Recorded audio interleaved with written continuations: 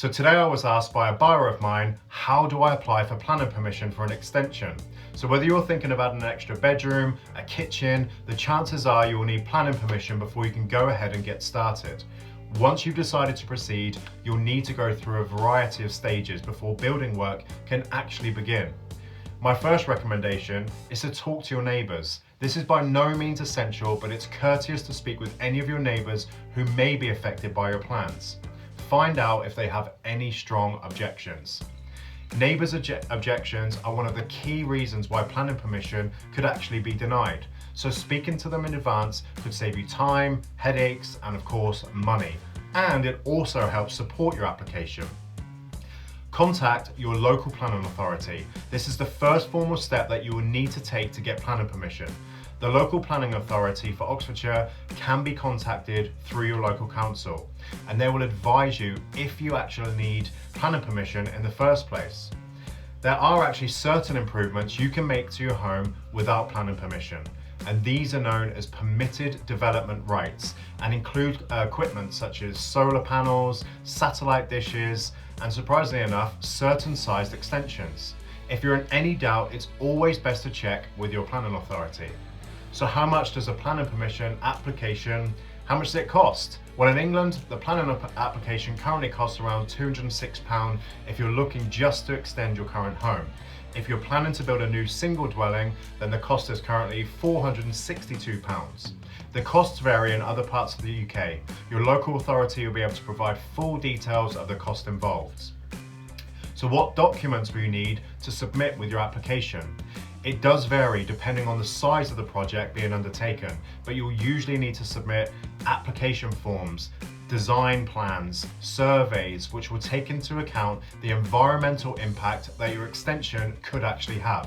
Bear in mind that with design costs, surveys, and other fees that can build up as part of your application, you should expect to budget at least £2,000 to submit a successful planning application. After you have submitted your application, the authority will contact your neighbours to find out if they have any concerns or objections. They also asked, how long does it take to get planning permission? For a fairly straightforward extension to your current property, you can expect to receive approval after around 8 weeks. The most likely reason for any delay is objections from neighbours or unexpected problems with the design and surveys, such as environmental damage or drainage and access issues, for example. If there are objections to your plans, then you may need to have the design slightly altered, which is likely to incur an extra cost. An example of this would be if your neighbour argued that your extension will block out sunlight from their garden. In this instance, a redesign could solve the issue while still allowing you to proceed with the extension. How long does your actual planning permission last? Well, once a planning permission has been granted, you have 3 years to start building work. If the 3 years passes without any work being started, then you will need to begin the application process again.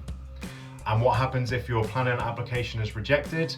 Well, unfortunately, this does happen, and if this happens to you, then essentially you have two options. You can either appeal the decision or have your design plans altered, which should give you more of a chance of your application being accepted the second time.